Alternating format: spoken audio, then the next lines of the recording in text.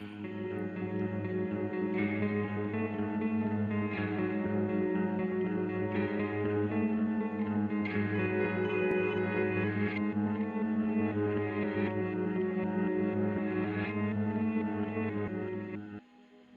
mean, I figure it's all this horror stories that you read in the paper and see on TV that have scared away girls of your age from these types of opportunities. And Yeah, there's a lot of weirdos out there. you're right. You're right. Hey guys, welcome back to Spooky Tuesday, a weekly podcast where we're breaking down all of our favorite slashers, thrillers, monster movies, and black comedies on the new scariest day of the week. I'm Sydney Thompson. I'm Monica Height. And I'm Chelsea Duff. And this week, we are doing like a double throwback. It's a throwback to 2009 and a throwback to the 80s. Exactly. Chelsea Oh, is picking up what wow. I'm picking down. Oh my God, we're on the same wavelength. I As have no idea usual. what's going on, as usual. We are going to our boy, Ty West, who at this point loves a good period piece. He That does. he He does. does. Because we were talking about at the end of last episode when we were introducing this, and we were like, is it his debut? And it's not his debut. But like his debut is like a 70s horror movie also. So like he stays in that era for sure. And he He loves is that shit. Good for really him. good at it too, quite frankly. And so this new period piece, this new to us period piece is The House of the Devil from 2009, the year that I graduated high school. Wow. And it is set in, I want to say like 1983. Yeah, they don't specify, but that's what IMDb was speculating based on the song she listens on her little it says it tape in player. the log line, 83. Yeah, in the long line that I'm reading right now, it says Oh, you've got eyes on it. in 1983, financially struggling college student Samantha Hughes takes a strange babysitting job that coincides with a full lunar eclipse. She slowly realizes her clients harbor a terrifying secret, putting her life in mortal danger. Mortal danger. Mortal danger. I mean, right off the bat, I have to say that this so authentically looks like a late 70s, early 80s Yes. movie. It's fucking crazy. Like he nailed like the tone, the pacing, the fucking font work was divine in the opening The font credits. work was good. Yeah, The the font font work was work- good. It's hard Every- to match fonts, but he has money, so I guess it's not that hard when you could just pay for them. Well, and we've all seen obviously X and Yeah. Max, or not Maxine, but Pearl now, Pearl. which I am excited to see Maxine because it will be another movie set in, I'm assuming The maybe 80s, the I early think. 80s. Yeah, I know 80s it's for 80s, sure. but I don't know if it's like early 80s like this one or like mid to late 80s. It feels which like more has full on 80s with the 80s. like colors I and want to the say yeah, that which kind of 86, shit. but I don't know if I'm making that up.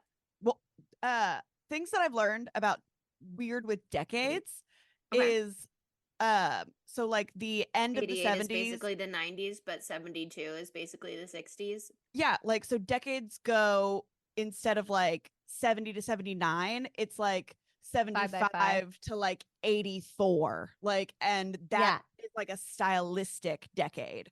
So like Oh, your late interesting. 70s and your early 80s are way more similar than like your early 80s and your late 80s. Like those always tend to be like drastically different. Well, totally. I mean, look at what we just covered a couple weeks ago, Death Becomes Her. That is so 80s, but it's a 92 movie. You know what I Mhm. mean? And that's also like production probably was happening at the tail end of the 80s. But yeah, that totally scans because this does seem in vibe much more 70s. But like I don't know, Chelsea and I watched it last night.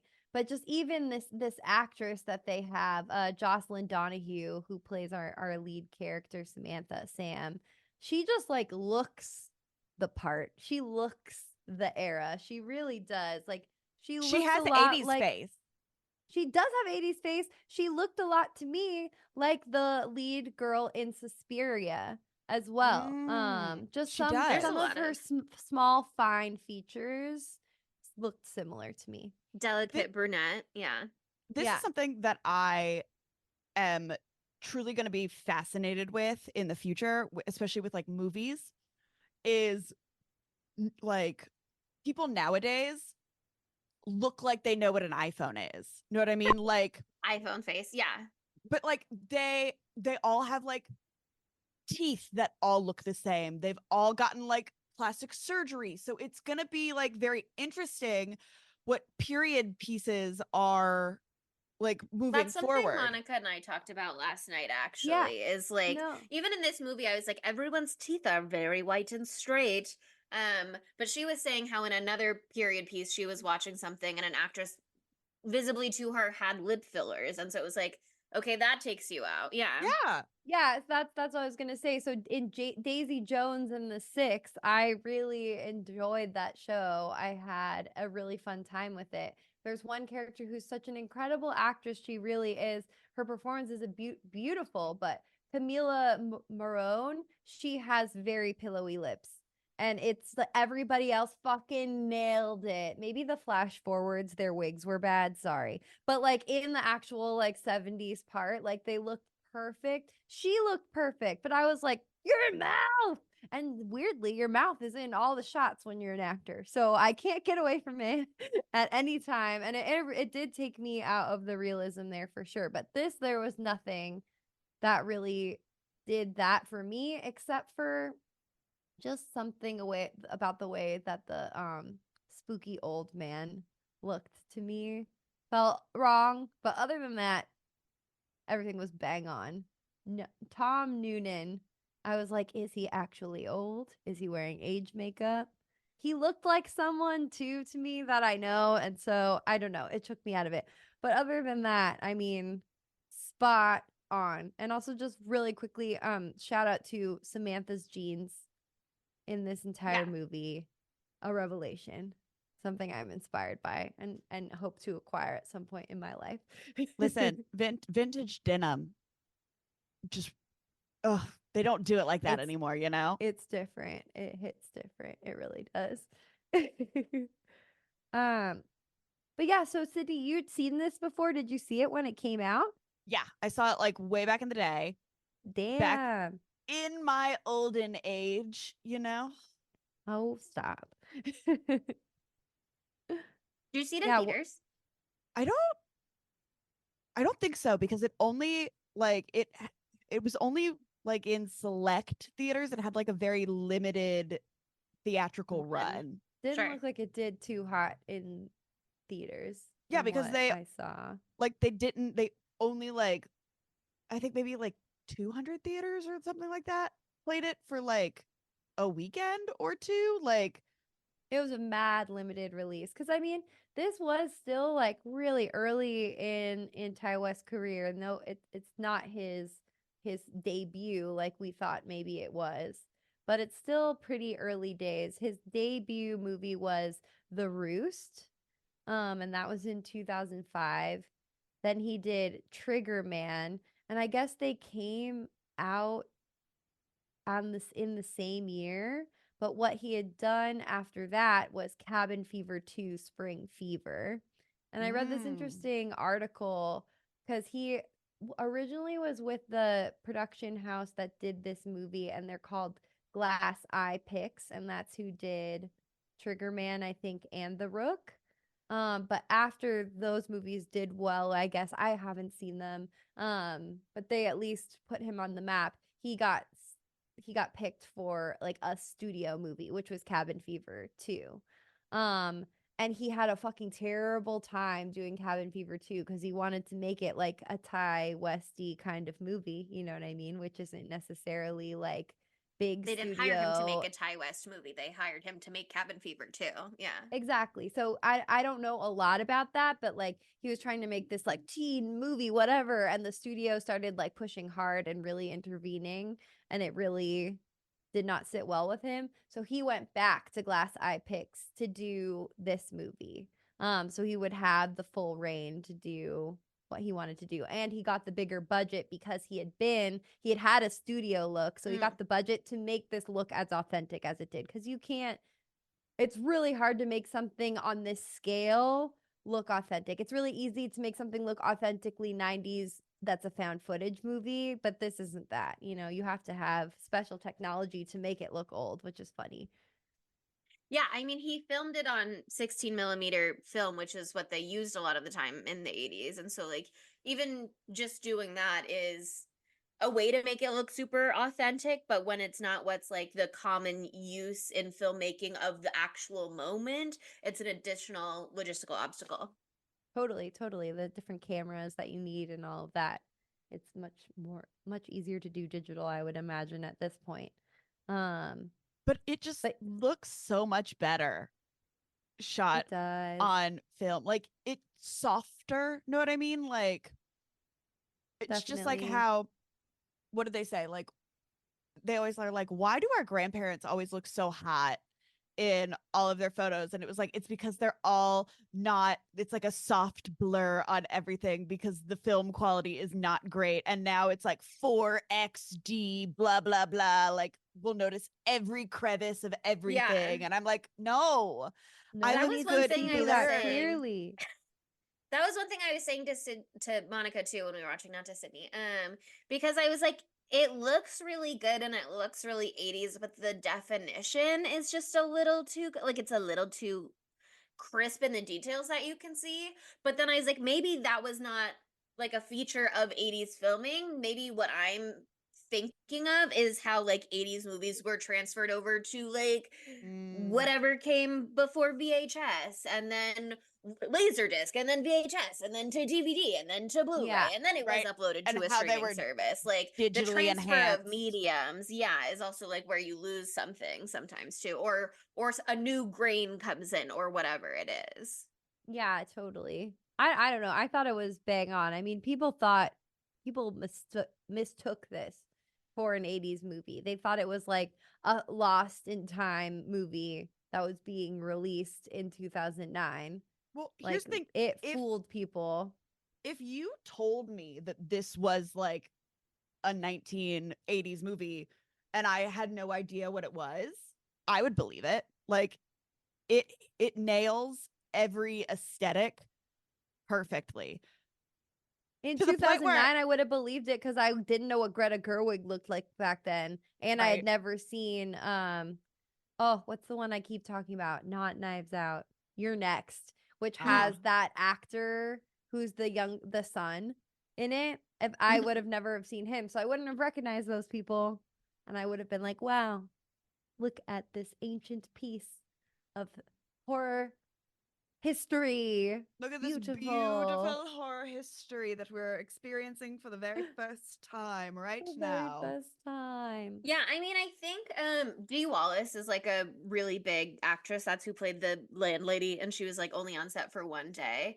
And so I think there are some like recognizable people if you're like really up to date on your stuff, but it's so easy for them to sort of like blend into the mishmash of what this is, especially if you're just like getting a little glimpse at them, which is what we're getting for the most part for everyone other than Samantha and Megan, and then like maybe you see Mr. Ullman more than any of the other characters because they have like an extended conversation with that character.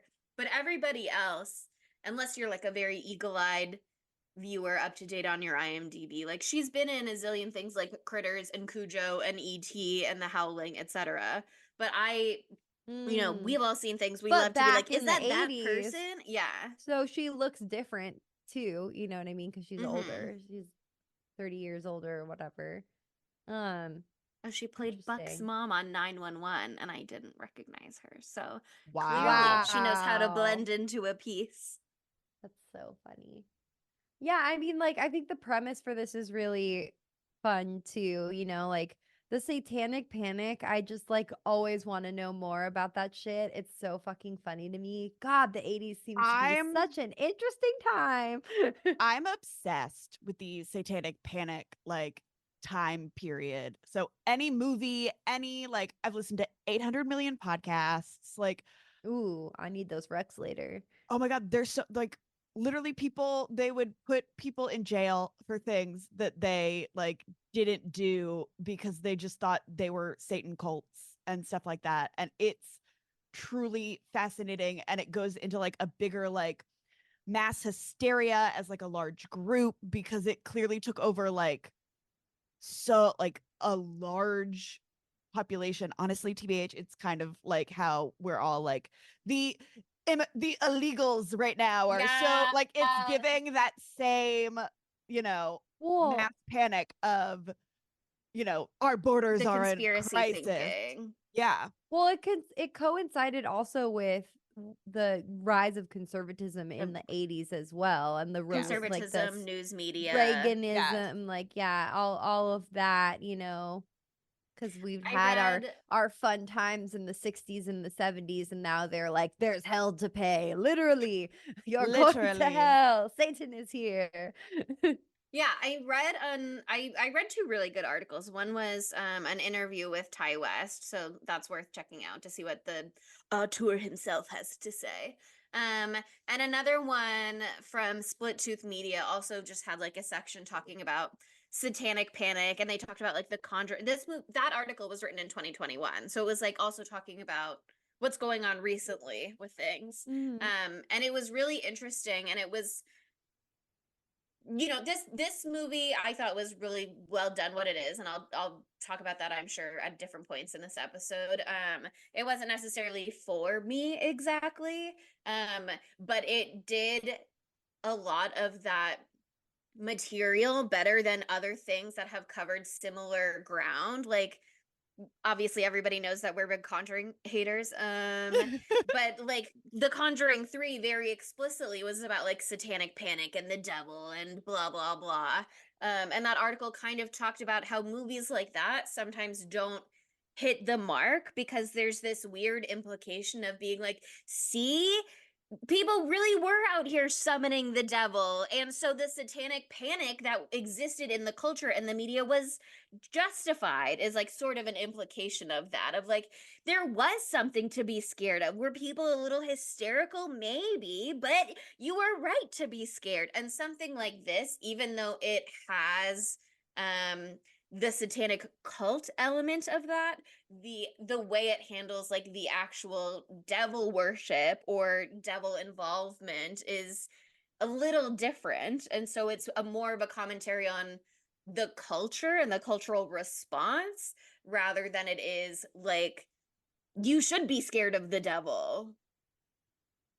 So I don't know, it's interesting. They really talked about like the scapegoating and fear mongering and stuff like that in society. So For a movie that's about this era, it's not like, yes, it is about Satanism and all of that shit, but it's not like Samantha was really worried about that much. It's not like we're getting characters being like, don't go over there because it's Satan. I mean, except for Megan, I guess, is sort of like that. But I feel like that's more weirdos. That was yeah, just it's not stranger from danger. a satanic. Yeah, that was just stranger danger. That was just smart advice, honestly. Not Yeah. really influence. Like usually in these types of media, there's like some old lady who's like, Satan is coming and blah blah blah. You know what I mean? This was just like, this is kind of like the warning movie that they show, being like, oh, you think you're getting $400? No, you're gonna be impregnated by Satan. Like warning young girls not to answer the Craigslist ad. Which It's this not is a through line to creep, y'all. Honestly, it gives a little like Rosemary's Baby. It gives a too. lot of Rosemary's Baby. Which honestly, one of my favorite movies ever. I can't believe we haven't done it yet. We need to do it on the pod for sure. Watching this, I was like, we need to do Rosemary's Baby. But now we have to wait. Fall. Fall. We'll do it in the fall. Maybe I'll make that my birthday movie this year because Ooh. I fucking Ooh. love that movie. That's what I did on Halloween this year. I went to a screening of Rosemary's Baby by Sinespia in one of the cool old theaters. And it was so fun to see it on the big screen. I was like, fuck, this is better than I remember. I love this movie so much. Rosemary is like on my like top for my baby name because of this movie. Are you kidding me? Oh, Rosemary, my baby Rosemary? Are you? What do you mean? That's like a geniusly, like, it's a pretty name and it's also a horror reference. It's a win-win. It's a win-win. It's a win-win. way better than I had Rosemary on my cat name list for a second, so I'm glad I didn't choose that. And better than the name of the devil or the demon from Exorcist, because that will get your ass handed to you. I also considered Cthulhu, and I think that would be a really good cat name. Wouldn't that be great? Sorry, now I'm talking Cat-thulu? about cats. Cat Thulu. Thank you. Thank you. It's also a cat pun. Nobody was down. Wow. And I might have said this last episode, we almost named my cat Taxidermy. And we were going to call her Taxi. But she's so regal. We had to give her a regal woman name. So we named her Daphne, like from Scooby Doo. So, And from Bridgerton. okay, that's not it for me, though. I do love It's Bridgerton. fancy. It's I fancy. do- I do love Bridgerton. Maybe I'll get to do a cat reveal this episode, but she is She's elsewhere at wily. this time. She's doing what she wants. She's still getting used to things. She's She her only own dealt- girl. She only bit Chelsea once last night, though, so pretty big.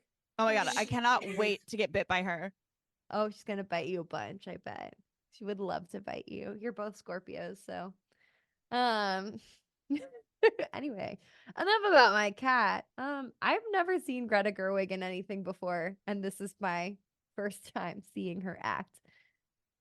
It was very exciting. She's very cute. She is cute. She kept licking her fingers though, and it was I as a finger licker myself, I was like, "Girl, calm down." Like it was a little much. Well, she's always having a little snack, and I love that She's always about having a her. little snack. She loves to snack around, and that's important. But it's interesting also, like, what do you think it means that the pizza tasted bad Yes. all over the world? Like, it tasted bad for Greta Gerwig, and then we know why the second pizza tasted bad because it was poisoned or whatever, drugged. But like, what was that about? If you ask me, the first pizza narratively needed to taste bad so that she would be aware of the taste of the second pizza when she was eating it. It was like a narrative flag, but it was also a specialty flavor that they came up with just for the eclipse. And like, there wasn't anything in it that really stood out to me when they showed it on the signboard or whatever, but like black olives and garlic and blah, blah, blah. Like, there's a lot And of white things sauce. in there that like, you know, There's if a lot something of goes a stuff. little wrong in the formula, it could end up being whack. Yeah. I think Not it my was just fave. there for her to be like paying attention to pizza taste. A little seed to be planted. Be like, oh, you've seen pizza before. Introducing the concept of pizza to the audience, the establishing pizza shot is very Wow. important. This is You know what how college pizza students is. love pizza? They eat it twice a day. They love that. Yeah, they Every established meal. early on that you wouldn't be shocked later when she called for pizza. You already know that bitch loves pizza. That bitch loves pizza. But I also, always thought of like, everything.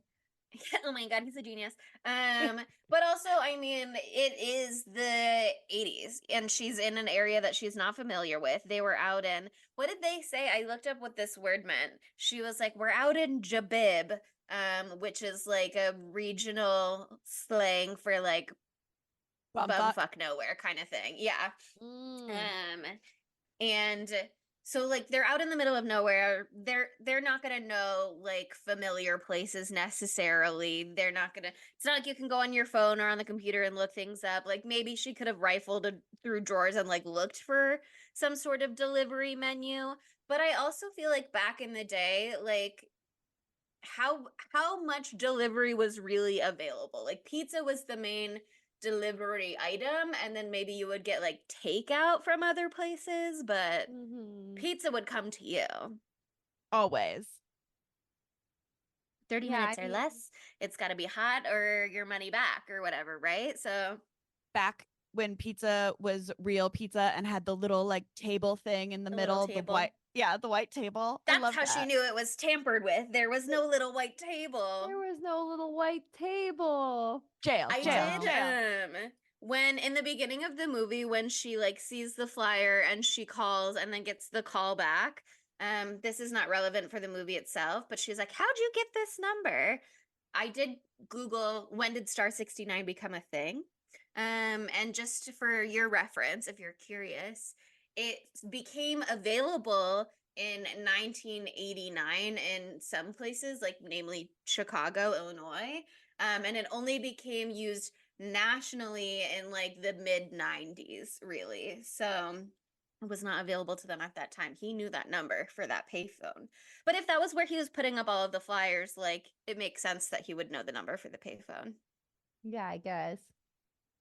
I don't know. I think, what do you think the thing was with the other babysitter who like backed out? Do you think she really backed out because of the old person care part of it, the geriatric care part of it?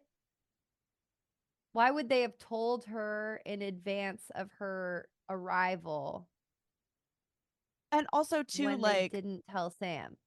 did they like get to the house and like say, "Oh, nope, JK, sorry," because like they didn't tell her at all until like way later. I think there's a couple possible reads. This kind of ties into one of my discussion questions. I have a couple discussion questions. Which Down. is, did he stand her up on purpose? Because what he says to her when he gets her on the phone is like, sorry, we had a crazy morning. He had that other girl who fell through. And I think there's supporting evidence for that in that when we're at the house and she hears through the vent that he's talking to someone, we hear him be like, no, this girl is perfect, like I no more mistakes, blah blah blah. Like he's kind of saying like, yes, something fell through once before, which is to suggest that that was a real interaction. And he kind of says to Sam, I withheld that information from you, that it is not a babysitting gig, that it is an old person sitting gig, because it scared the other one off, so I needed you to get here first and be Yeah. more likely to go along to get along once you were already here, and like it would be more socially uncomfortable for you to bail. I also think there is a read in which a lot of this is like social engineering to get her to say yes, basically. And because my discussion question is, was she stood up on purpose? And I think that is very likely a good opportunity to check her out ahead of time if there's like any parameters that they're trying to meet Yeah, for maybe they were their just observing babysitting her. needs. Yeah, or maybe they wanted to, maybe it is kind of like creep in the sense that it's like, let's put her in a weird situation early on to see how she reacts. She's waiting around a long time. She really wants this money or this job. She's not like, fuck it, whatever, 5 minutes, I'm gone. Like, how long, how much is she willing to put up with, basically? Testing her desperation to see if she's gonna run away. They need someone Yeah. who is gullible enough to accept these very strange circumstances. Someone who's desperate enough to accept One of them. Because my there's 20 red flags, man. Yeah, well, one of my other questions is, which is just kind of for us, is like, I wonder if within whatever ritual they're doing, is there like an element of choice that's part of it? Like, does she need to choose to come to the gig? Does she need to choose to stay? Does she need to choose to order the pizza? Or are those all just like logistical problems that they're solving? Like, is there an element where she has to not make an educated choice, obviously, to be at some sort of sacrifice, but like, Yeah. is there some part where she needs to opt in some way? Well, and Meg, like when we don't hear back, she's like, well, we can just take down all the flyers so they have no choice. And then she actually, like, once she does get the call back, she's like, oh, I did this. So, like, how guilty does she feel now that she feels like she has to stay because, like, nobody else called? And she knows why nobody else called. Somebody should have read that article I referred to in the creep episode. Like, trust your instincts. Self-defense. Yeah. Don't defend when people lie to you. I think that's literally was one of them. Like, don't Yeah. like forgive fibs. I will say I had an interesting experience when I was watching this, Monica. I don't know if you felt the same way. I kind of picked up that maybe you did a little bit, but you speak for yourself. I had this interesting experience where usually when I'm watching a movie like this, it's like the character doesn't know that they're in a horror movie, but I know I'm watching a horror movie. And so I'm like, don't do that. That's stupid. In this one, even though I knew I was watching a horror movie, I was like, she is being unnecessarily suspicious. Like, there's really no reason to be as scared as she is at this point. She doesn't know that Greta Gerwig already got shot in the head off screen. I'm the only one who knows that. And I still was like, why is she I don't know why. I had this weird reaction where I was like, she's paranoid, even though obviously she's right and I know what I'm watching. Well, okay, I did and didn't have that experience because like at the beginning, not the beginning, it's surely the middle. I don't know. This was the time was The not timeline. Yeah. time was Yeah, the time. Monica was like, time this is the stretched longest on hour and a half on. movie I've ever watched. And I was like, that's so true. Because I had Well- a thought somewhere in the middle where I was like, maybe this movie is 2.5 hours long. I didn't check ahead of time. Well, that's because this movie is like Low. an hour Low and burn. 15 minutes of like, And then 20 minutes of Very action. little. yeah. Yeah. So I mean, God, you know I love a slow burn. I love a slow burn. I just don't, sorry, I'm being critical. I don't think for me, even though Chelsea and I really did set ourselves up for success, we took a supplement and we were in the total darkness and there was a psychotic cat with us that could have killed us at any moment. So the fear was real. I didn't feel that it built tension and anxiety as effectively as some of the slow burns that I really like. Like sometimes I love a slow burn because it's not like there's a lot happening, but you're being filled with dread regardless. So you know something is going to go down and it's going to be fucking nuts. But it didn't do that as effectively for me until maybe like after I've already experienced like 50 minutes or more than that of the movie. I think it started to be effective towards the end of that period, but like just not. I don't know. I got lost in the sauce in the middle of this movie. I was just kind of just like, please, what the fuck? But for her in general, I think having Greta, Megan, her best friend, like telling her to leave, saying it's not worth it, all this stuff, that's the part where I'm like, don't do it, girl. Don't be a dumbass, girl. Like, don't go in there, girl, that sort of a thing. But I do agree with you, Chelsea, wherein like she was being so comfortable in this home where there is an old woman. Let me who's play the chilling, harpsichord. I'm gonna do some pool. I'm making the loudest sounds one could possibly make at any given moment. I'm putting Never glasses play on. heart and soul on the harpsichord. Like, we don't need that. Like, no one wants to hear heart and soul. Grandma got angry. She immediately started stomping her little feet when she did that. I mean, her dance, she like does her fucking like dance party across the whole house, which was adorable. Don't get me wrong. I love that happened. We But love a also, good dance montage. you could be seen by this random old person at any time, and that's embarrassing. So like you're literally like jumping around up and down the stairs. This woman, I don't know if she just feels comfortable very quickly. And I mean, as someone who has that same thing sometimes, it's not always good. You can't always be so that comfortable that quick. But then she like switches it so fast. She goes from being so comfortable that she's doing a dance party to being like, I'm in someone else's home and I know there's someone in this house, but I'm going to stab them. You know what I mean? Like she pulls out the knife and she's like, obviously things are creepy, but she hasn't even seen anything yet. Like, I don't know. I didn't find the pictures in the bag to be so ominous to warrant that because she doesn't know this family at all. So they have pictures in a bag and they have a car. But they were with the same Volvo out front where we made a point of seeing the Volvo because Greta Gerwig went, it's the safest car on the road. It is the safest car on the road. It is. I love a Volvo. That's great. But it's just like there are so many reasons. There are so many things where like, other people might be posed with the car. Yeah. This couple have friends of children?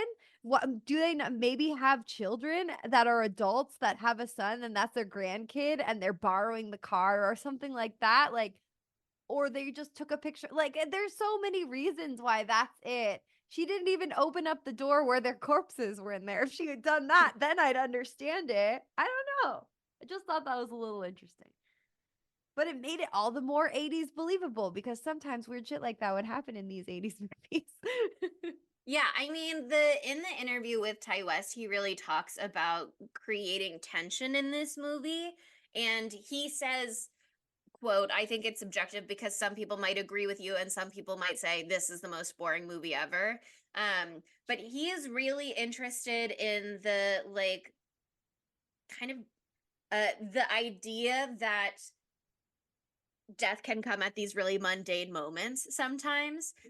He talked about how he had an experience on a flight one time where he was like, oh my God, turbulence suddenly was like crazy. And I was like, I could die. And 1 second ago, I was just, watching YouTube on my computer or whatever. Like these things, we have a narrative build of tension most of the time in movies, but he really wanted you to sort of have like a quote real time experience with the character, which is part of why it's so slow and drawn out. And you kind of have that first walk through the house with the more suspicious moments and score and like dark room, what's down here? And then it's like, oh, there's just a pool table, or like, oh, there's just a little fish. And then like you get the second pass through, but now we're listening to music and we're dancing and we're like he's subverting that in a lot of ways to have you tense in the way of like, this is a horror movie and I know that I'm watching a horror movie and it's been an hour and 15 minutes and nothing has happened yet. And also the moment of like you don't know when something is going to happen. You're living your normal life. You're just watching TV. Maybe when you turn the TV on, you're now watching a horror movie, but for the most part, it's these mundane moments and things are just happening around you while you're living your normal-ish life. Yeah. And another thing I just thought of too, like, and something I experienced while watching it. I mean, when Greta dies, when Megan dies, it happens pretty not early in the movie, but like it's Like so end quick. of the first third. And yeah, the end of the first Act chapter one. or whatever. Act 1, there we go.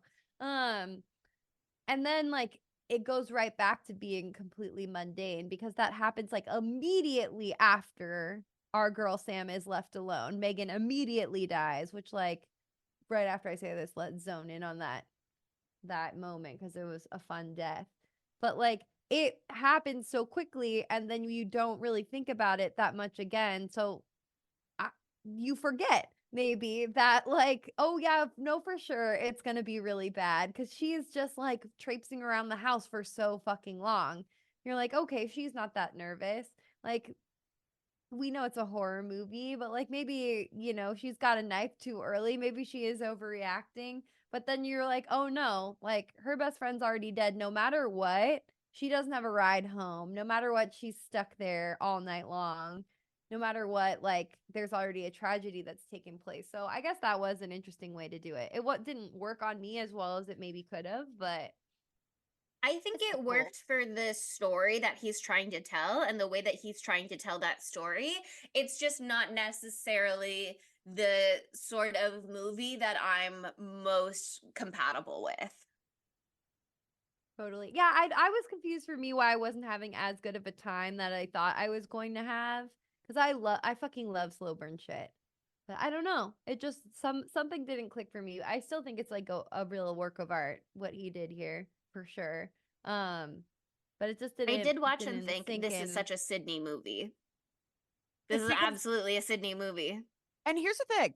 I love this movie, but it was still like a little boring in the middle. Like this movie this movie easily, I get like, movies have to be 90 minutes. Okay, this is 90 minutes, but they could have done so much more with just like a 60-minute movie. Mm-hmm. And this could have been a great short. Well, also Creep. Like we just watched Creep. Wasn't that an hour and 17 minutes? Like you can, it's still a feature film. It still feels like a feature film. It can be a little bit. We lose 10 minutes. Just 10 minutes of it would have amped it up a little bit. But yeah. Real quick though, let's go back to Greta slash Megan being killed. Her first Or on-screen death, someone. apparently. And I saw that on IMDb trivia, and I went, does she have more? Or are they just saying maybe one day she will, but this is for sure the first? I don't know. She could be killed again at any time. We could do it to her at any time. Oh my god. That it was a very, very creepy whole scenario there, but I was so surprised that she stuck around near that guy as long as she did after being so suspicious of everything After he going put an on. open flame right in her fucking face. Yeah, I would have like rolled up the window and fucking driven off. But obviously, you know, it's always different in the moment. But that was a great like there's something about someone just being shot in the fucking head when it's been relatively quiet. You know, that really is a gut punch, a sucker punch that really lets That you was know a the jump scare stakes. for me. Oh. Yeah, it's Yeah. like she's dead. Like she's dead. That's it. And you're like, oh shit. And you get like this like half of a second shot of like her face with a big fucking hole in it. So Yeah, later on too when on the oh kitchen my God, floor. so sad that all that blood she gets drenched in is Megan's blood. Like her beautiful red dress she gets, that's from Bestie. Oof. Um, really quickly, I don't think we've talked enough about the couple themselves. What are their names? The omens. The Ullmans. Both. Oh, it's just Mr. and Mrs. Ullman. But I just want to say that there something is so alluring to me about Mary Woronov, who plays Mrs. Ullman.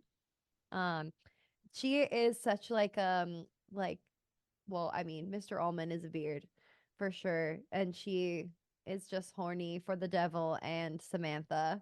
Uh, she was so flirtatious, and I thought that that was a fun and little sinister bit to this.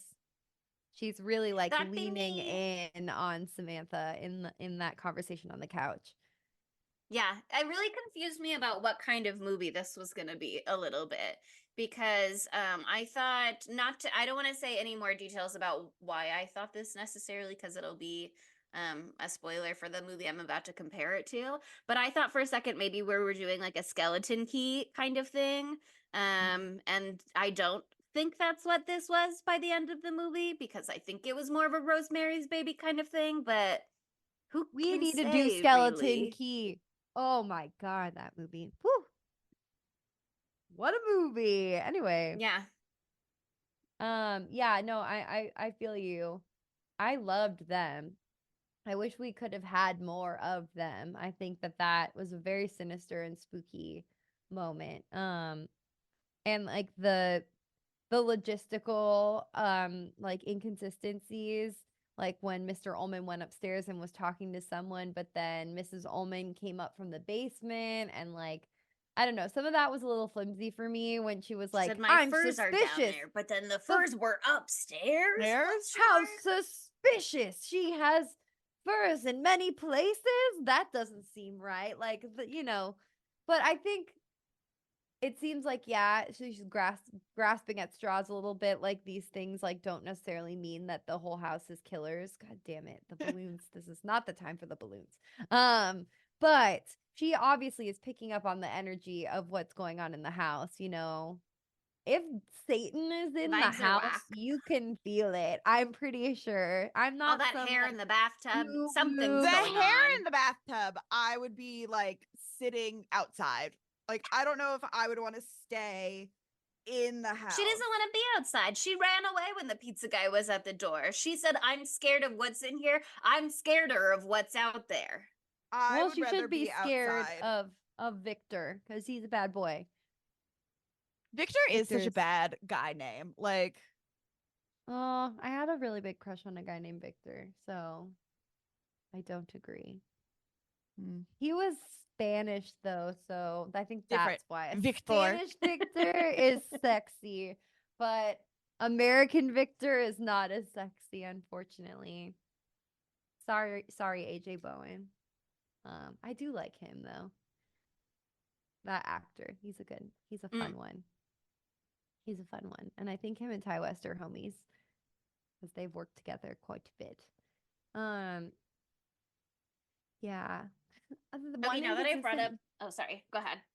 Oh, sorry. Just because I was talking about Victor, one consistency that really pissed me off was that like she clasped that pizza to her chest, which would have ruined the pizza. And then when she opened it, the pizza was fine. And I was like, that would never happen. It would have ruined the pizza. It would have ruined the pizza. The cheese would have been everywhere.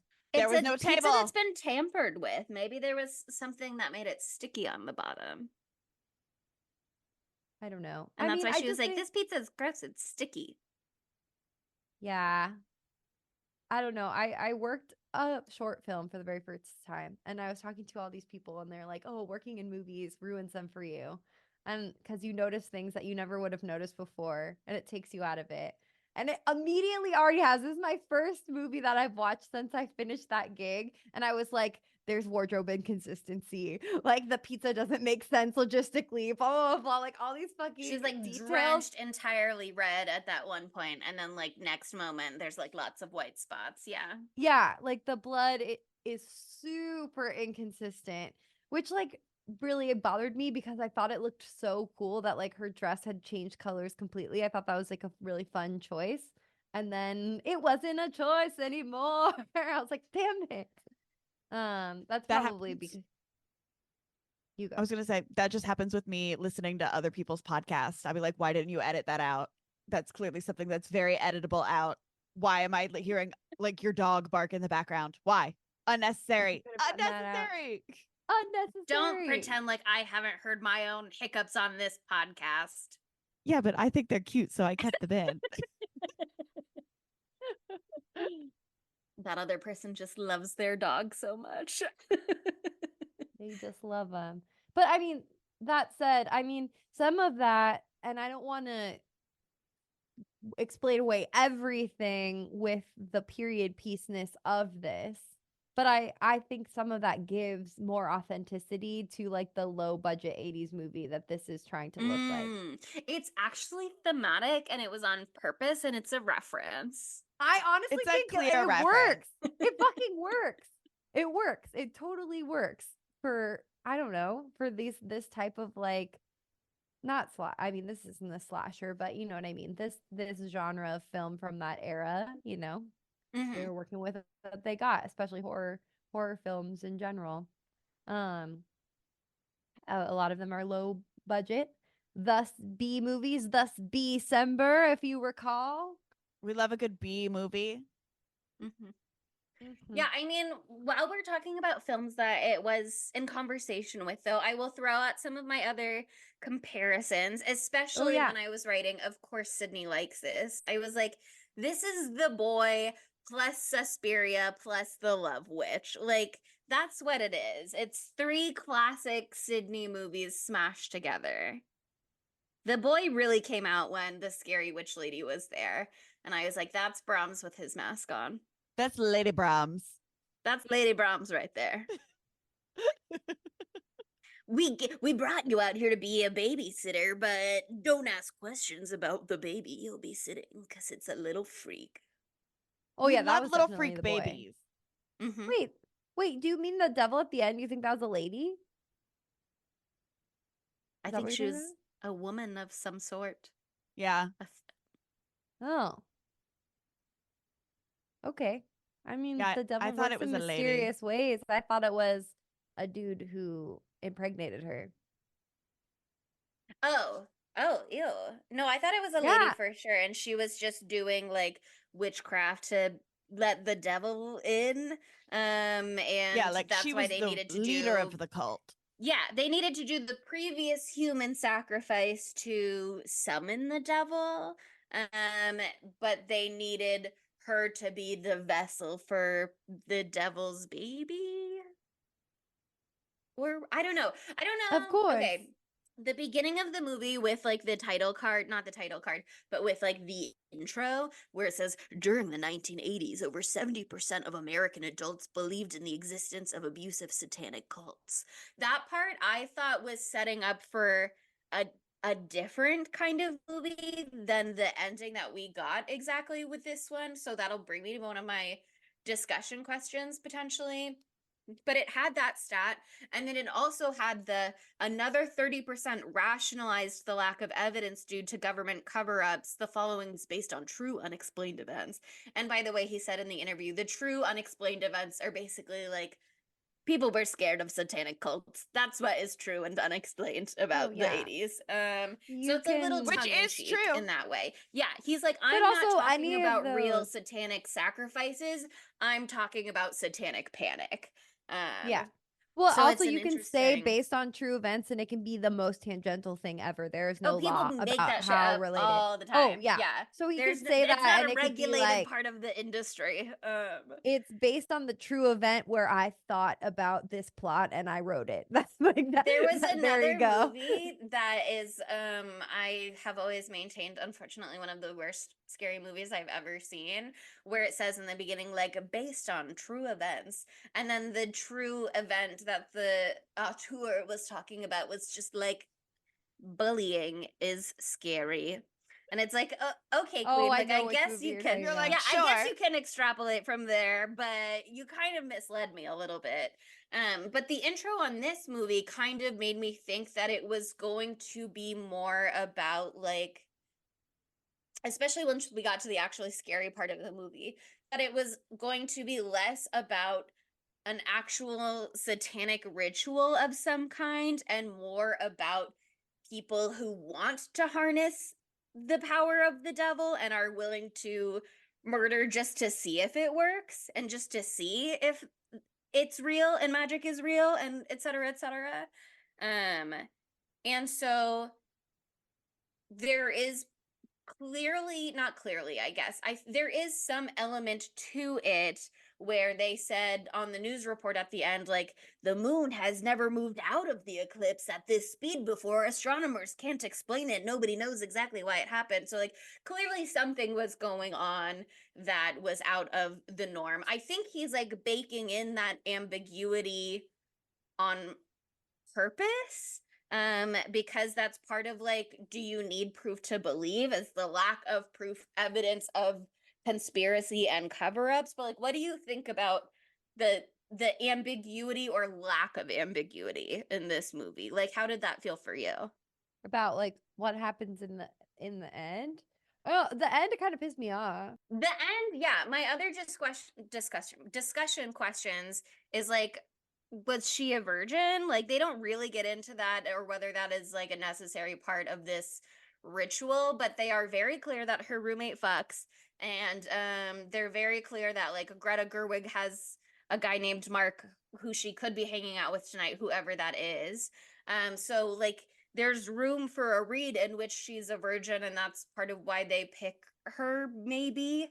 They watched And her all I day. also They're think like, yeah, that chick's a fucking that virgin. chick does not That's fuck. a virgin. She does I not think there's fuck. also like, I'm open to a read of this movie where she is not a virgin and she was already pregnant, and that is like just there to throw the viewer off and leave you kind of wondering like what happened, what's going on. I saw a Reddit thread talking about the ending where they were like, was the nurse in on it? I think there's a lot of room for the viewer to bring their own conclusions into this movie. And so I think that's part of why like he must have been playing with like the ambiguity of it a little bit. But I also think, I'm sure some people watched this and had like very strong feelings that they thought it was clear that XYZ happened. Like, you thought Yeah, I that mean, guy what I- impregnated her. So Well, okay, here's what I researched while we have been conversing. Okay. That creature, demon, whatever, is played by a man. So that doesn't Oh. really mean that much, but it's played by a man. I wonder if I just projected lady onto it because they were like, her Velkovsky. mom's upstairs, and I was like, that's the mom.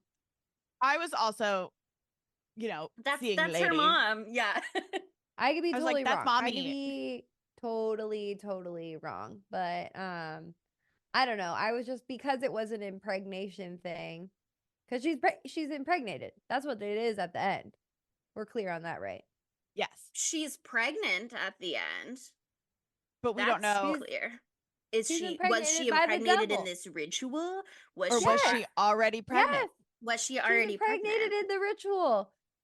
They put the thing on her tummy, and then the weird veins start spiking out from her belly button. They are impregnating her for sure. I don't know if there's literal sperm or they're putting. I don't know how the devil does it. Yeah, well, because if they I'm a were nice really Christian impregnating woman. I don't her, know about those. types of obviously it things. would not be like a normal pregnancy. Because even if it was like a normal pregnancy, you would not be able to tell the She's next gonna day or give within. birth Yeah, to a goat. That's what's gonna happen. And she's I got a can't little wait for the Renesmee in sequel. there. There's She's gonna have some teeny little explaining to do when she gives birth to a goat. Black Phillip's gonna pop out. Well, it's gonna be a terrible birth. Imagine the horns. It's horrible. I hope that they do a I C-section. bet they're not. I don't think goats are born with horns. They're I not. think No, they they're grow. not. I'm just they're like little nubbins. He But bursts his way but out. those are normal goats, not Yeah. the devil in the form Not of a devil goat. goats. Chelsea, anything could happen. He's got to have the horns from the start. That's his whole thing. That's the devil's whole thing, or her whole thing, whatever. But yeah, I mean, the devil is also a magical, evil person, so they could be any gender. So it could have been a woman, but whoever that was, they impregnated her. I do love the switch in this, like from some not okay, a little bit boring monotony that we've been experiencing slowly amping up. I love that it just goes into like utter chaos mode. The change of pace, the change of costume, that she's in the white dress, vulnerable, naked underneath, like in the classic scenario, tied down. So it is fun how jarring that switch is. Yeah, and like the strobe effect of it. Like when we were watching that, I was like, okay, especially with the slow burn up until now, and then that like awareness, the fade out after the pizza drugs took effect. I was like, they're doing a good job of putting you in her perspective. Totally. Yeah. And I loved the chase scene too. I mean, Chelsea, you clocked this when we were watching, but like because she ate such a little And bit she of spit the it out pizza, and she washed her mouth out.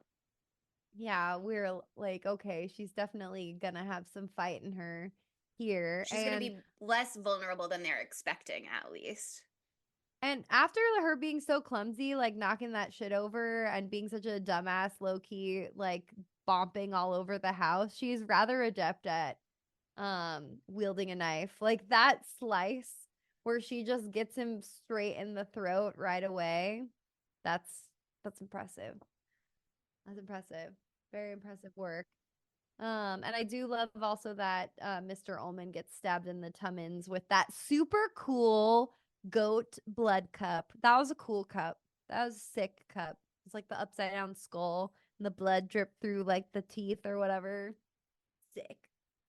Very sick. And love that he was gored by the horns. That is a gruesome way to go. Gut wounds always very bad. And I guess that hair was Mrs. Ullman's hair, maybe. Or the devil. Because she didn't have. Or the human sacrifices, maybe? I don't know. Yeah, I was thought it was not- like the family who lived there's hair. Oh, they didn't look particularly shorn to me, but they could have been. I'll go to the screenshot. Yeah, there wasn't a clear can't source of it tell. because people online were being like, it was the Mrs. Ullman's hair. Didn't you see her take off a wig and she only had little wispies underneath? And it's like, then Her why hair would she was have white. so much thick, dark hair to be cut off in the first place if she's only got little white wispies? It doesn't have to. There make wasn't sense. a clear, immediate source of the hair to me. I just like that they're like, it'd be really fucking sinister. Big old clumps of hair. That is a universal thing that It upsets would. people. I would be Nothing- running out of the house if I just found like one. Why do you just leave that there? If you're like chopping your hair, Clean you're that shit cleaning it up. up. You're cleaning it up. It's clearly left there She's to busy. be She's obvious. got an eclipse to go see. They've been hustling all day trying to find babysitter. There's no time left in the evening. The greatest real life horror that I experience on a regular basis is cleaning historically James and my hair, but now just my hair out of the shower drain. Absolutely the most disgusting, mundane horror that you can experience. The scent, the grudge vibes / the ring, it's horrifying. So very evocative, a great choice from Ty West to bring that up for the viewer. Our lawyer was just in Alabama recently, and that bitch sheds.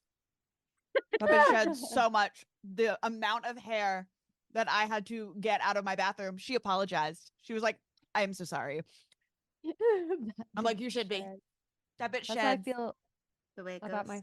my cat also is shedding like fucking crazy. This lifestyle change is very difficult to deal with. I am covered at all times. I often find it's in my mouth at all times. There's cat hair in my mouth all the time. Yeah. They don't tell you about that when you're adopting. They don't tell you about how you get hair in your mouth at every second. Anyway, it's I'm fine. a woman with 6 animals.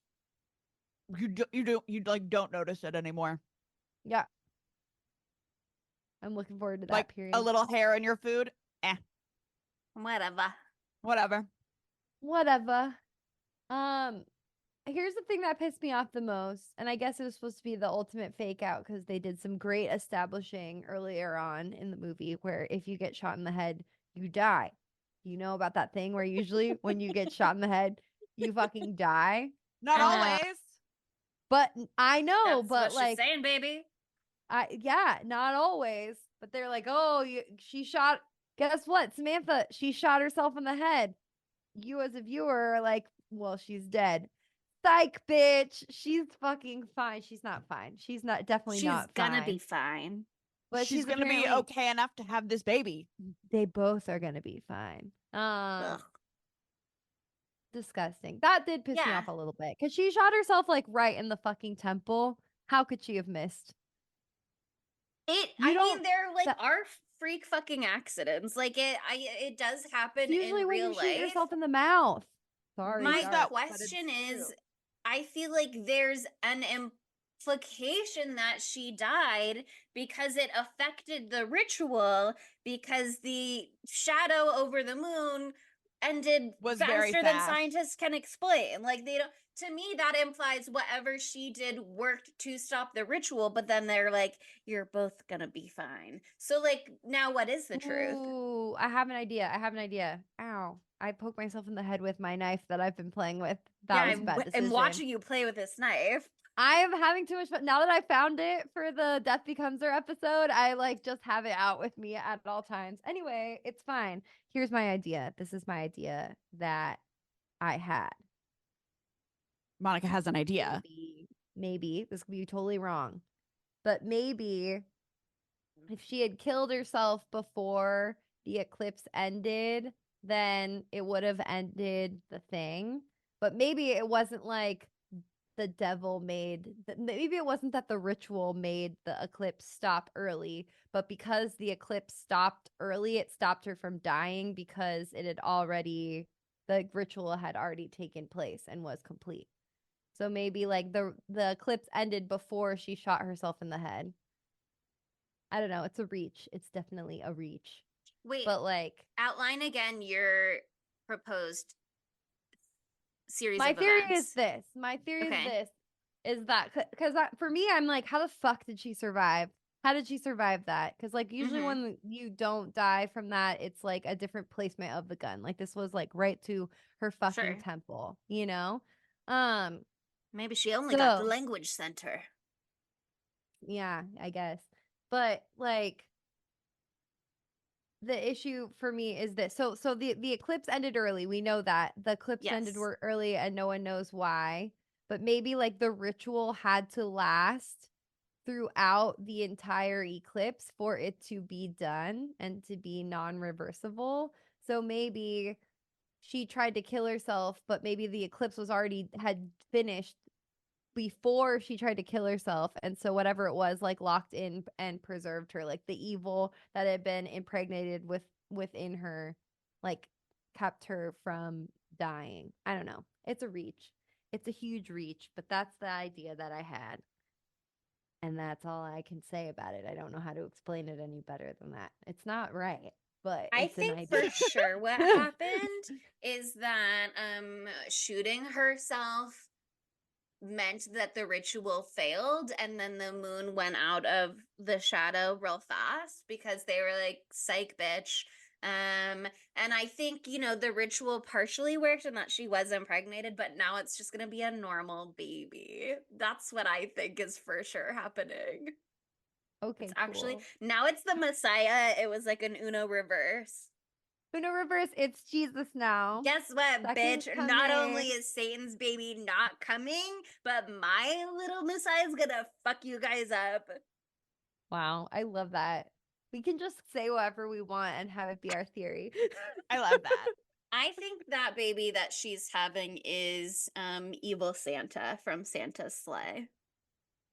I think this baby actually is a bone marrow baby, and it's her and Meg's baby. Oh my god, maybe it's Meg reincarnated. Whoa. That's a Somebody thought. was going in there. She said, not the devil, bitch. But she missed her friend Meg. She's covered in Meg's blood. There's got to be something to that.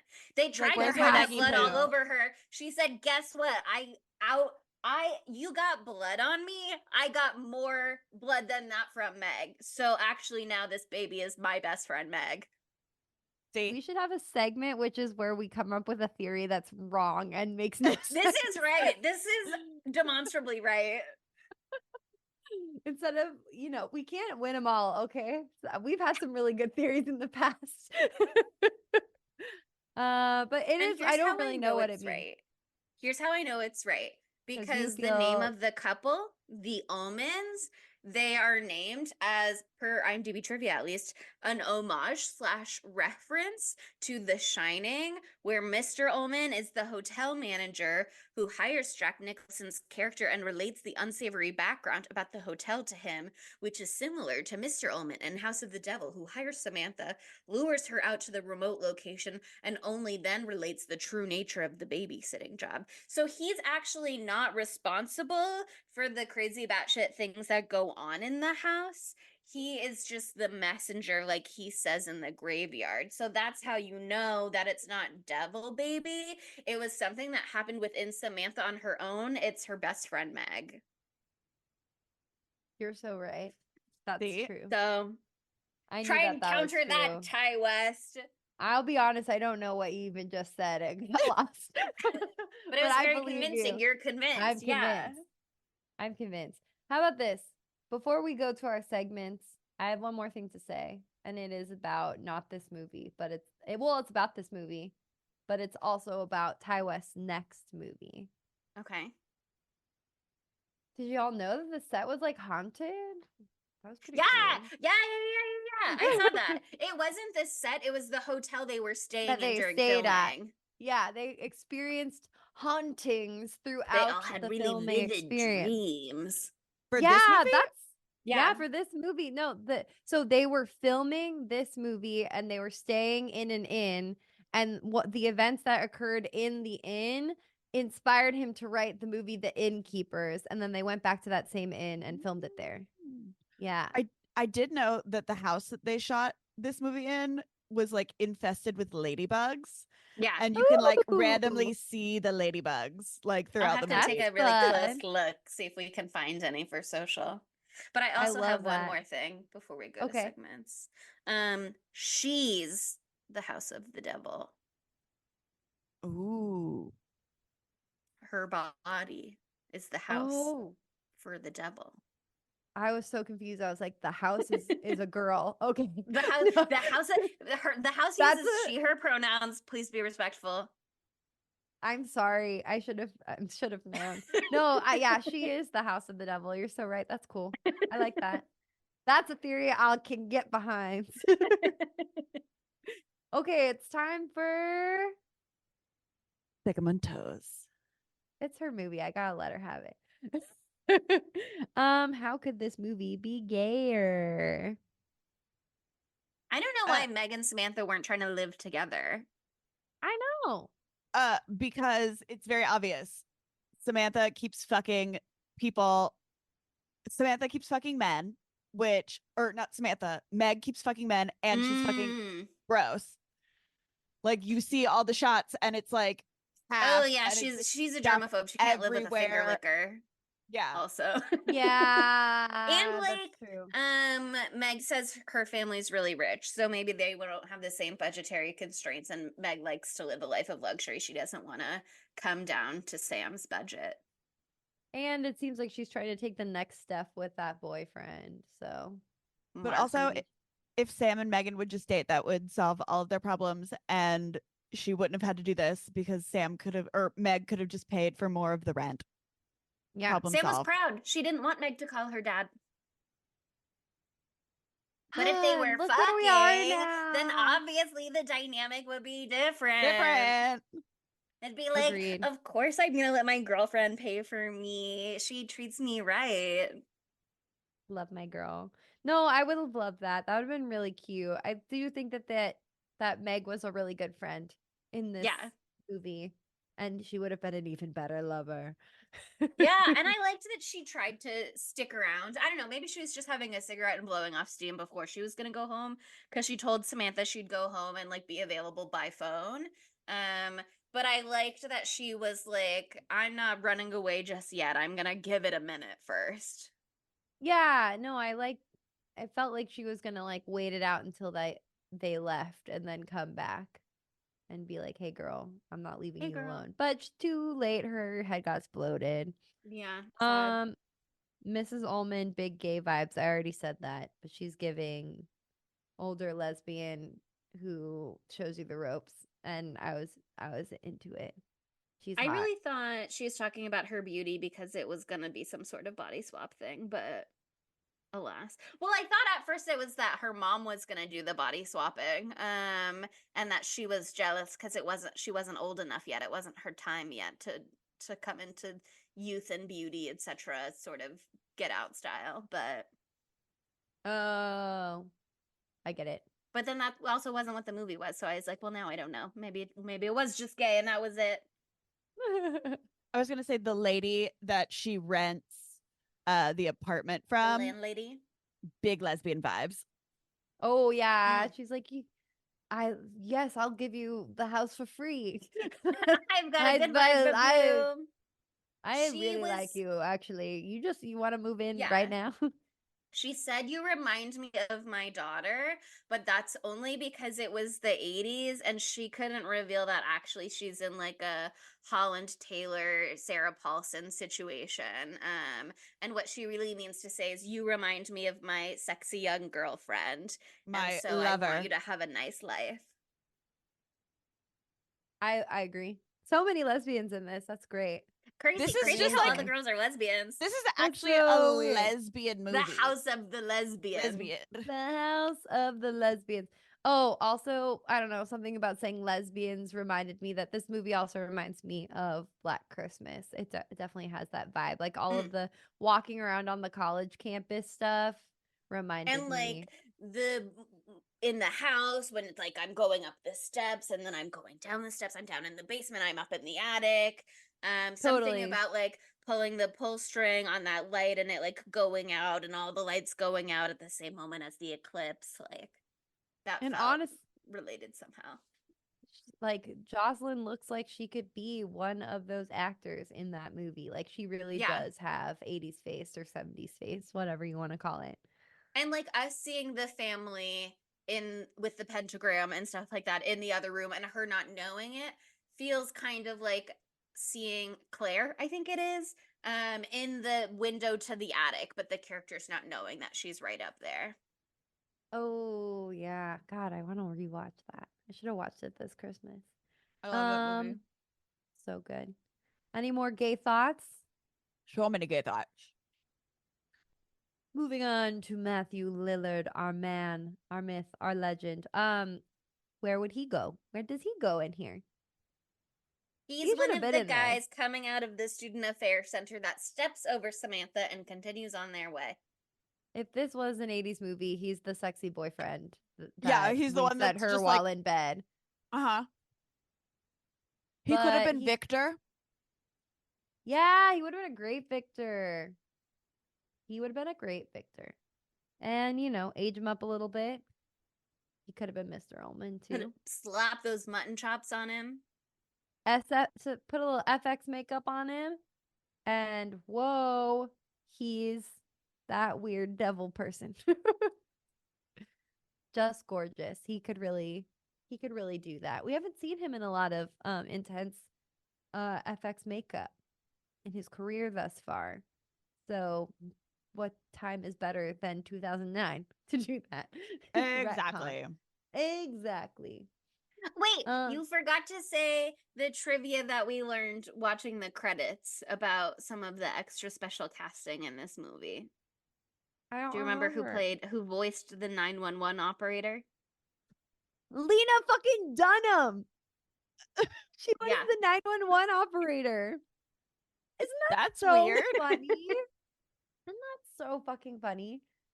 The sweet, dulcet tones of Lena Dunham. Imagine you call 911 and it's Lena Lena fucking Dunham. Dunham. And she's Actually, like, this is, please reserve this line for emergencies. Just want to remind you, like, sorry, bitch, I know you said it's an accident, but just keep it in mind. That 911 actually does called kind of her. track for her. Mhm. Wild and crazy. Oh, dumb bitch. Dumb bitch. I think it's kind of Samantha. It's Sam.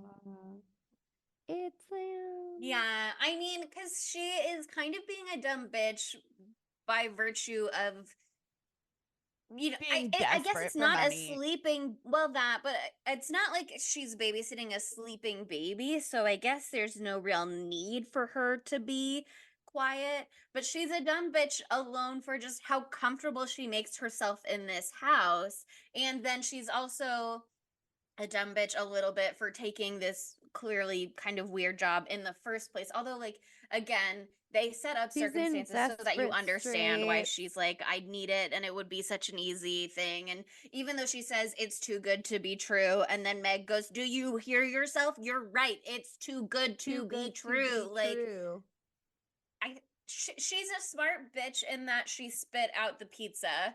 Um, but that was kind of like her, and shooting herself instead of shooting him, that was good too if it worked or would have worked. But ultimately I don't think anybody else is the dumb bitch. I think it's her. She was so smart to kill herself.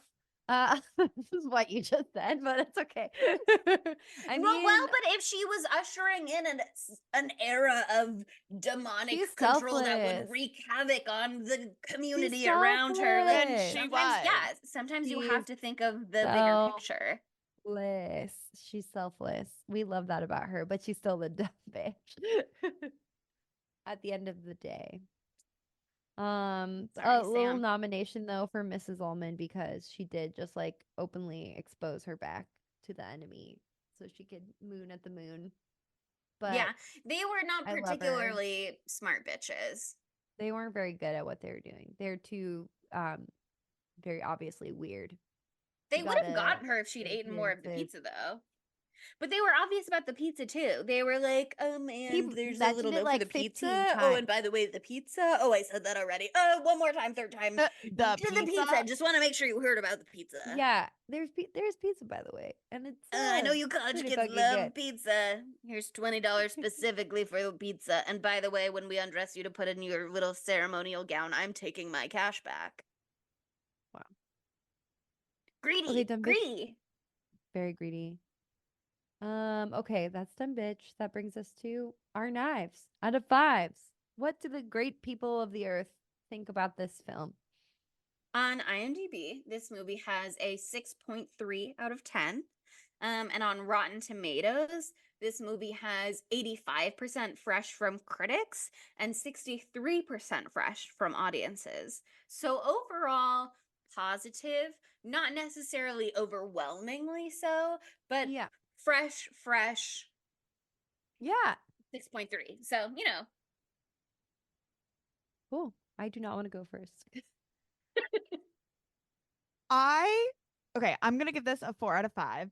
It was Okay. it was very slow, but the fast-paced action that we did actually see was very fun. I was very into it. And also just like this movie is so beautiful and such like a feat, and is just incredible to watch on that alone.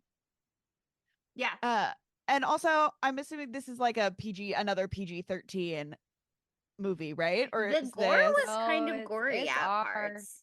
Is it? 99% sure it's R. When they showed Yeah, her it's R. her Meg's They face, I think showed that's gonna Meg's, like, bump it up fucking for sure. gaping open face wound. It's an R-rated movie. And it was kind of an indie, and so I imagine that Ty West would be like, yeah, I'm fine with that potentially limiting its reach to tell the story that I want to tell.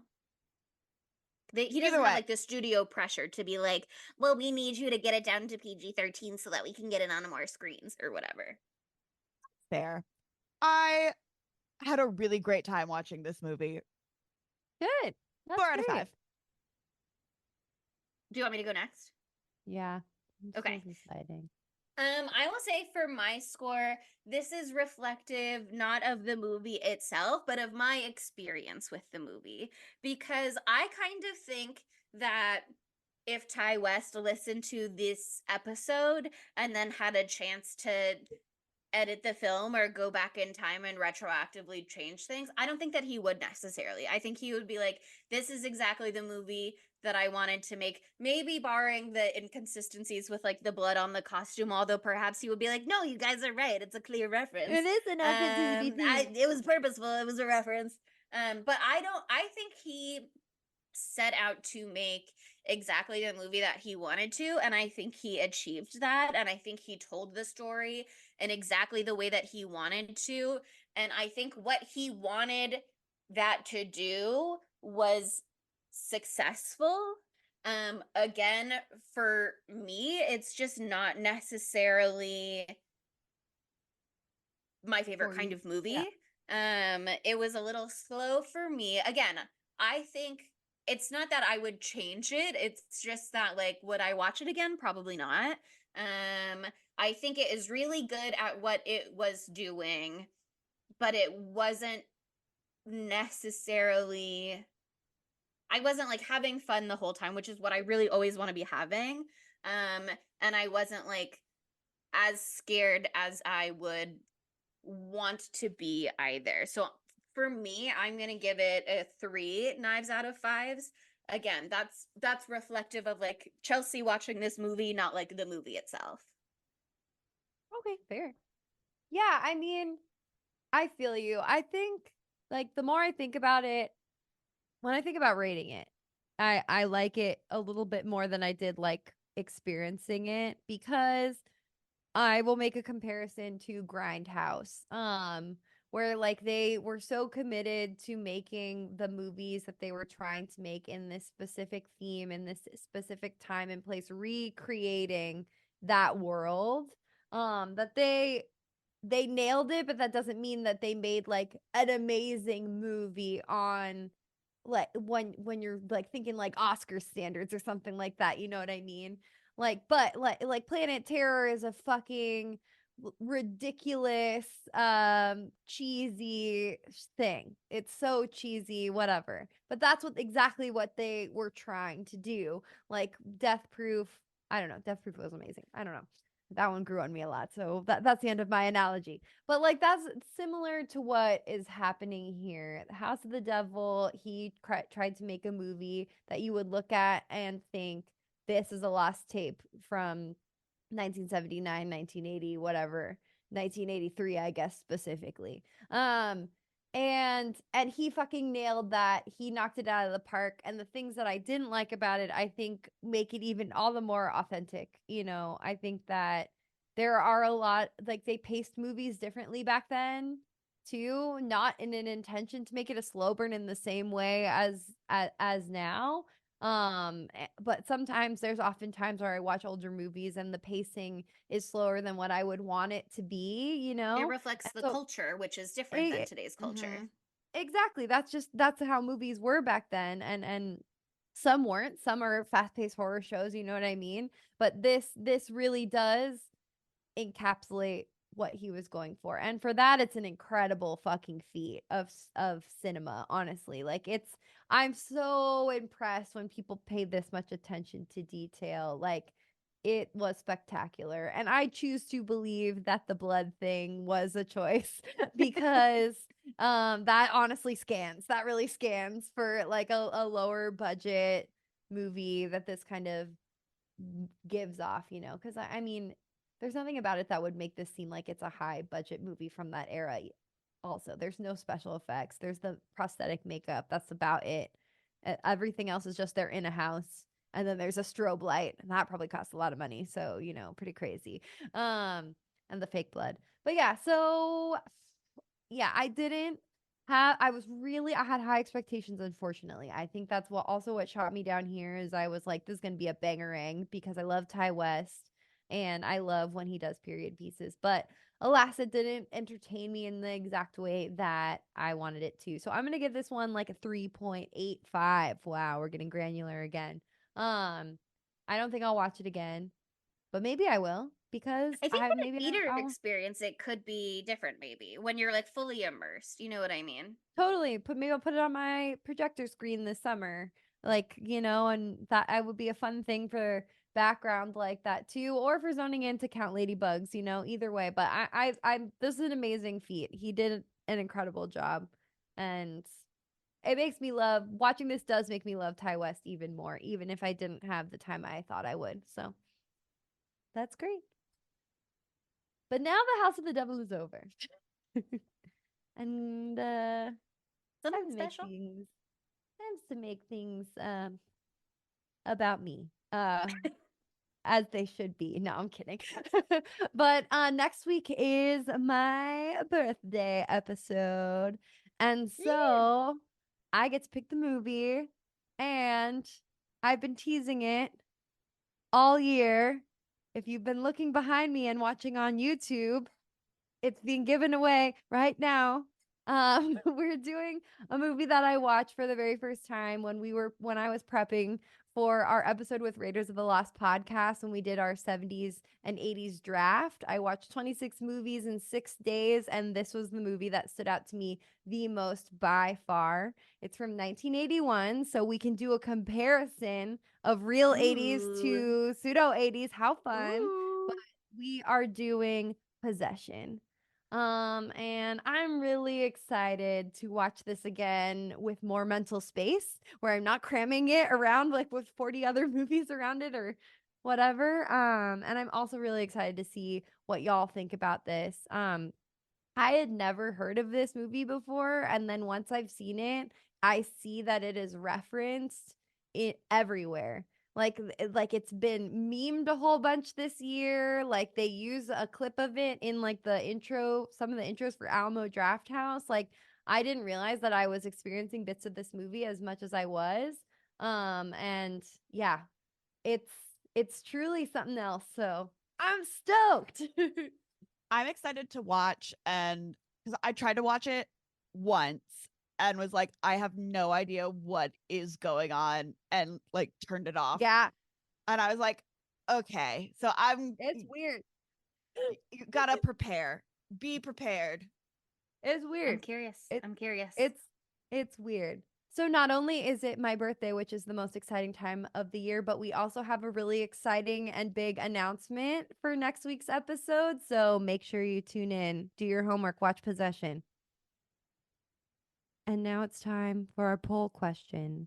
What the fuck is that going to be? I have no Who's that thoughts. baby? Is it Meg? Who's Is that it a goat? Is it the baby? devil? Is it Who's Jesus that himself? baby? Baby. Beautiful baby.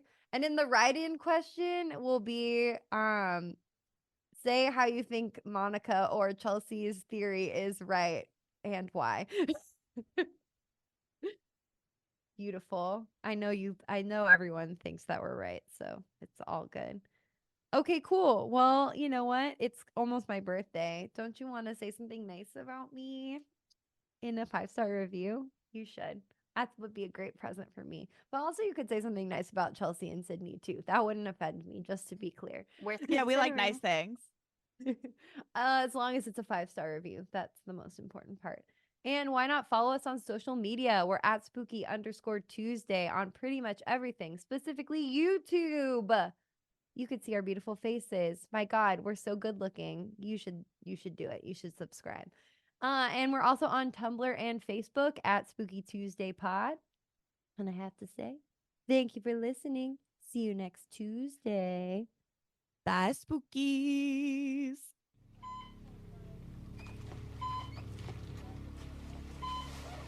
Poor thing. Don't worry. You're gonna be just fine. Both of you. Spooky Tuesday was created by Monica Height, Sydney Thompson, and Chelsea Duff, and edited by Sydney Thompson. Our gorgeously spooky tunes are all thanks to Tamra Simons, who you can follow on Instagram at Captain Tamra, and our podcast art is by Mary Murphy, who you can find on Instagram at the_moon_OMG.